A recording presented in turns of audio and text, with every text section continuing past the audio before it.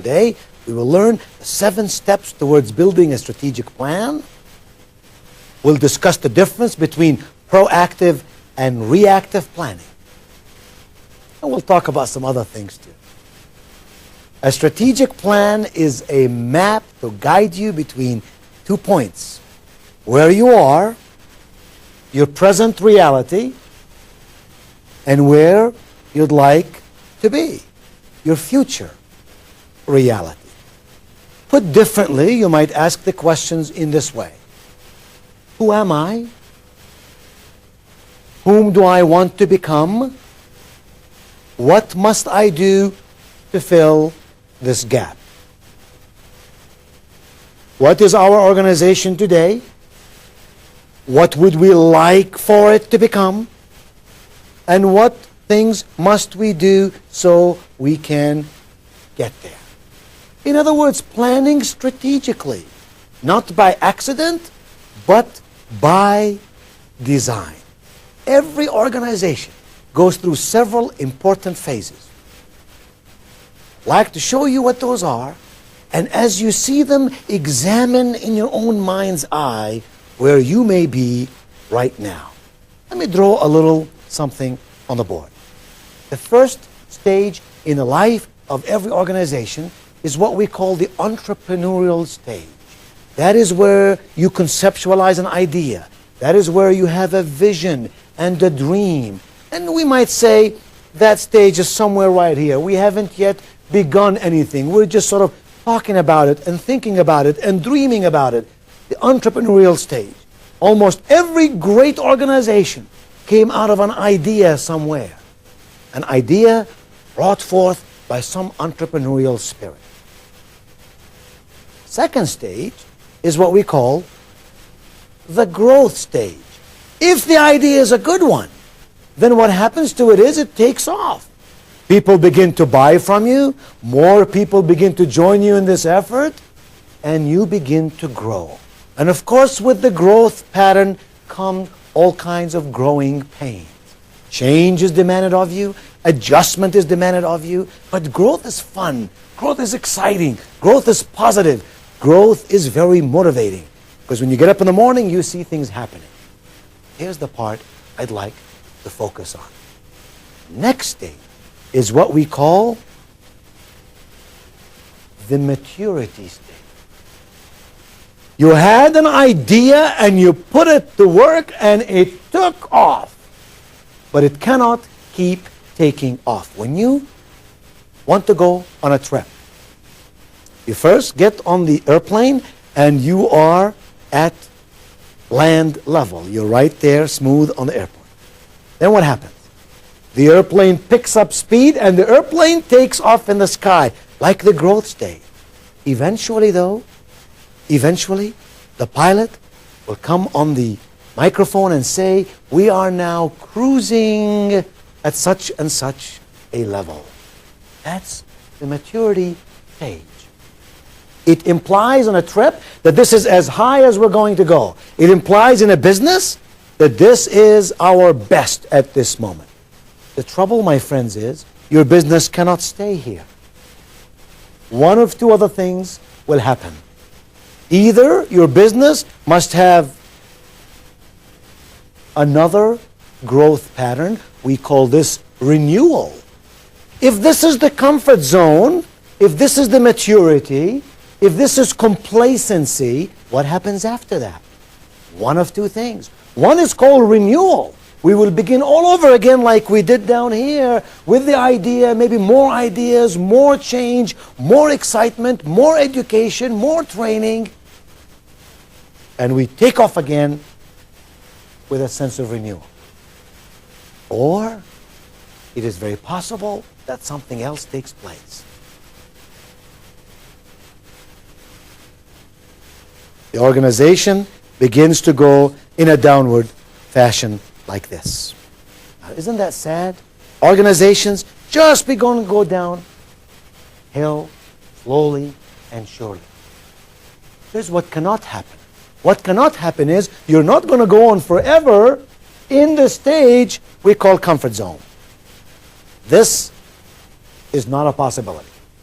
Either this is going to happen or this is going to happen. The choice is entirely yours. All those stages are the actual stages that happen in the life of a company. That's why strategic planning is important. If this company strategized somewhere in here during the growth pattern, then they would have possibly kept away from too much of this. This might still take place, but it might take place in a shorter speed, only this much. And then they would have taken off again. And then maybe one more time you do this, and then again, and like this, and again. But look at the direction. It's going onwards and upwards in a positive movement. Instead of going up, then straight, and down, maybe up again, maybe down again. Strategic planning gives us a map to show us how to go from here to here in a prescribed fashion and in accordance with our goals, our plans, and our strategy. I like to say that in every organization, profitability in your company is dependent on two basic items. Those are productivity and performance. In other words, productivity plus performance equals profitability. What is productivity? Productivity is output over input. It's the results that we get because we've put all these resources to work. So a simple example might be, if you want to determine the productivity of one of your salespeople, you ask the question, how much investment have we put in this person? How many days has this person put into calling on prospects? And how many sales has this person gotten for us? And what kind of a ratio are we getting? And if it's not a good ratio, how can we improve the productivity of this person? Obviously, it's easy to measure the productivity of a machine. But a human being, it's tougher. But if you don't know how productive your people are, you are not strategically planning for a better future. What does performance mean? Performance only means this. Are your people behaving in accordance with your strategic plan? That's what performance is. If I say, are you a good manager? What do I mean by that? Those are subjective terms. I mean, are you performing in accordance with the strategic plan that we have in this company? If this is our plan, and these are the steps in the plan, your performance will be measured in accordance with how well you are meeting those steps. Productivity plus performance equals profitability. I often say to business executives that your profitability depends on your ability to manage risks. Risk management is at the heart of profitability. I don't mean by risks just money risks. I mean people risks and process risks and planning risks and advertising and merchandising and marketing. You name it. You manage the risks, your profitability is going to be much better than if you just sort of got up in the morning and said, hey, this is a nice day. Why don't we just go to work and let's see, what should we do today? We'll begin here and go to here and here and here. It will be equivalent to you getting in your car, wanting to go on a trip. You know where you want to go, but you don't know how to get there. So you just begin driving, hoping somehow you will get there. In fact, you may get there, but it may take you a long time. It may cost you a lot of gasoline, and it will frustrate you and tire you in the process. On the other hand, if you said, we want to go here, this is where we are, let's look at a map and decide what is the shortest distance and the shortest route to go from here to here. And along the journey, I'll know if I am on the right road or not. How would I know? I check against my strategic plan. I check against my plan to see if I am doing the things I need to be doing. Strategic planning can be either reactive or it can be proactive. Reactive means starting with the present circumstances and plotting a future based on these circumstances. You know, companies and people who do that, they say, this is where we are, this is what's happening, These are our problems. These are our opportunities. Now, based on these circumstances, let us plan a future. That's called reactive planning. The better way, the more dynamic way, the more effective way is proactive. What does that mean? Proactive means starting with the desired future, with your vision of the best, and then setting goals for achieving this vision. It's you sitting back and saying, if I had it my way in my company, what would it look like? Coming up with that vision, then saying, what must I do to get me there? Not encumbered by the excess baggage of what I have today, but motivated and inspired by the possibilities that lie ahead of me. Now you're asking, okay, how do we do that? How do we strategize? What are the steps involved in strategic planning? I'd like to share them with you. There are 7 steps to strategic planning. The first one is this: create a vision. I just said proactive planning is the best, which means deciding that vision. So then the first step is to create that vision. Create a vision. What do you want your company to be like in 10 years from now, regardless of present circumstances? What would you like to be 5 years from now, regardless of today's limitations? Come up with that vision. See it, feel it, enjoy it. Here's the second step in strategic planning. Determine your present circumstances. Because you see, even though you may have that vision, you are still encumbered with what is today. And you have to be keenly aware of that. And here's what I mean by determining your present circumstances. You must determine 4 basic elements that will tell you where you are today. These elements are your strengths. Specifically and accurately determine what your strengths are. Your weaknesses. Carefully but accurately list all the weaknesses that you are facing today. Your opportunities. What are all the opportunities that lie ahead for you and your company and your product? And the threats. What are the threats that keep you from doing the things that you want to do? Or the threats that lie ahead, should you do these things, what are you afraid might happen? Your strengths, your weaknesses, your opportunities, and the threats that lie in the marketplace. For example, a competitive threat. If we were to do this, what might our competition do in response? And how might that hurt us? What impact might that have on our business? When you determine those 4, strengths, weaknesses, opportunities, and threats, you then determine your present circumstances. So create your vision and determine your present circumstances and ask a lot of questions. Ask questions like, what kind of company are we? What products do we offer? Who are our customers? Who are our competitors? What can we do better than these competitors? Ask as many questions as you choose. There could be 100 questions that can come to you through a brainstorming session. Here's the third step for strategic planning. Planning.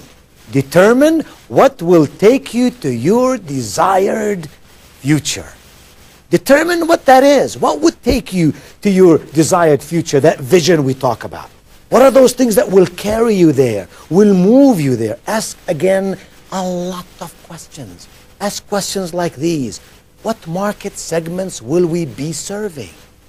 Who will our customers be? What products will we need to offer? What kind of employees do we need? What kind of management talent will we need? What financial resources will we need? What risks must we face? How will we manage these risks? What is the likelihood of success?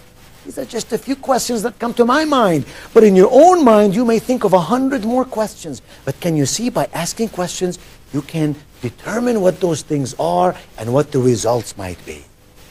And the 4th step, strategic planning, is this. Develop action plans to bridge the gap between your present reality, and your vision. Start with your desired future, remember? This is what you really would like to have. Start here and plan backward. Say, this is really what I'd like to be. This is really what we would like our company to become. And by the way, think of this in your own department. It doesn't have to be in your all over your organization. It can be just in the department for which you may be responsible. And say, how might I make my department more effective and more successful? And what strategic plan might I have for our own activities and procedures and plans for the future? You might set long range, intermediate, short range goals. You might set action steps, timetable to reach those goals. The point is, decide who will be accountable for each action. If strategic plans fail, they often fail because we don't assign specific activities to specific individuals. So we have this grandiose, this wonderful, this magnificent plan, but we have not assigned specifically who is responsible for every part of this plan. Who will monitor it? Who will do it? Who will report about it? And who will make corrections when corrections really are needed? You must develop measurable criteria for evaluating each step. If a strategic plan is to work, you must ensure that every step is measured, corrected, and the criteria are lived by. The fifth step is to implement the strategic plan. You've done all this work and all this homework. Now, how do you implement it? Put it to work. Assign it to people, assign timetables, but now actually put it to work. Make the necessary changes to make it happen. Number 6, evaluate your progress. Take a recess to reassess. Is it doing what I want it to do? Am I achieving the things I thought I'm going to achieve? And if I'm not, adjust. And if I am, celebrate the successes. Then the 7th step, strategic planning, to make those necessary changes to the systems and to the structure to achieve your plan. In developing your strategies, you can be either conventional or you can be inventive. You want to be inventive. Conventional strategies follow well-worn paths. This is the way we've always done it, based on what has worked in the past. But inventive strategies, those creative, innovative, inventive strategies break new ground. They also profit by experience. Past experience, experience of competitors, experience of watching what happens in the marketplace and in the world around us and about us. Strategic planning should encompass every aspect of your business. Some of my clients, for example, broke a strategic plan down into these areas. It doesn't mean you have to break yours in these areas, but this is merely an example. Break them into focus. What are they focused on? What is their focus? Talk about customers. Who are their customers? Satisfaction. How do we get people satisfied with us? People externally, customers. People who supply us, our vendors. People who work with us, our employees. Business focus, which is different than personal focus. Business focus. What markets do we want to be in? What future do we want to prescribe? Employee motivation. How do you ensure that your employees are with you? Are doing the things you want them to do? Motivation has to be renewed every day. People who did very well yesterday may not do very well tomorrow unless you constantly keep them excited and inspired. How about global leadership? One of my clients talks significantly and insensely about leadership in a global sense. How is our world coming together to work, to make good things happen? Market focus? Technology?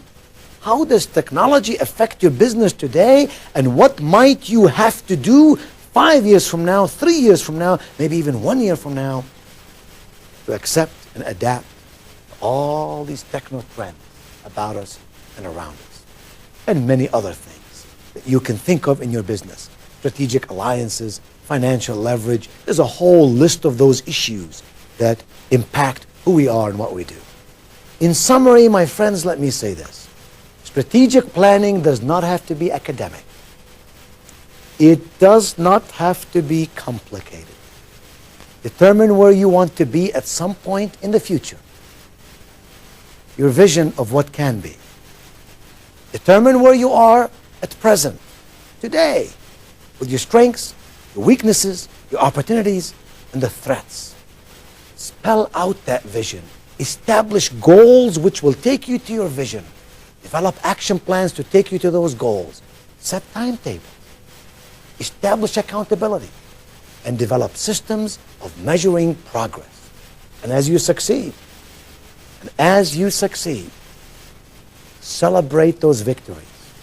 The small ones that move you towards this vision. Because the future, your future, is very, very bright indeed.